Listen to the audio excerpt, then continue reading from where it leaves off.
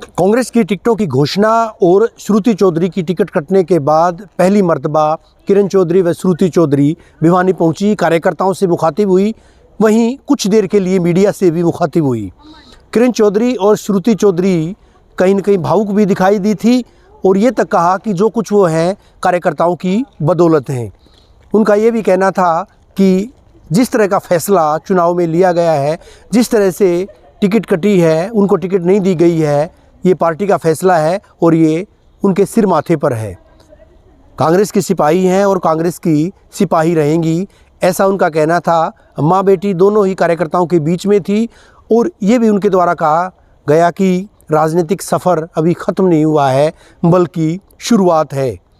वो उस मुकाम तक जाना चाहती हैं जिस मुकाम पर जाकर बेरोज़गारों को रोज़गार दिया जा सके, यानी बड़ी कुर्सी की उनके द्वारा प्रत्यक्ष तौर पर बात कही गई। तो दूसरी तरफ कांग्रेस के प्रत्याशी राव दान सिंह पर भी उन्होंने अप्रत्यक्ष तरीके से चुटकी ली। उन्होंने कहा कि राव दान सिंह जिस तरह से चुनाव में उनकी मदद कर पाए थे, यानी एक शब्द उनके द्वारा इस्तेमाल किया गया कि ज़बरदस्त तरीके से जिस तरह से मदद की थी, उसी ज़बरदस्त तरीके से यानी उससे भी ज़्यादा वो उनकी मदद करें।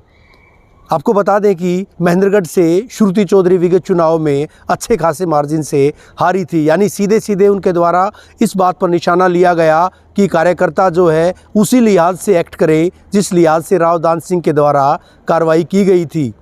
यही नहीं, उन्होंने ये संकेत भी दिया कि आने वाले दिनों में कार्यकर्ताओं की मीटिंग लेकर और भी बड़ा फैसला लिया जाएगा। हालांकि ये ज़रूर उनके द्वारा कहा गया कि कांग्रेस में थी और कांग्रेस में हैं। और भी कई सारे मुद्दों पर उनके द्वारा बात की गई और ये कहा गया कि कार्यकर्ताओं के लिए वो जी जान तक लगा सकती हैं। बहरहाल टिकट नहीं मिली और टिकट ना मिलने से नाराज़ किरण और श्रुति आज कार्यकर्ताओं के बीच में थी, लेकिन इसके बावजूद कार्यकर्ताओं की हौसला अफजाई करते दिखी। वहीं अपनी ही पार्टी के नेताओं पर भी तंज कसती नज़र आई। वीडियो जर्नलिस्ट सुमित अवस्थी के साथ रवि जांगड़ा, इंडिया न्यूज़, हरियाणा।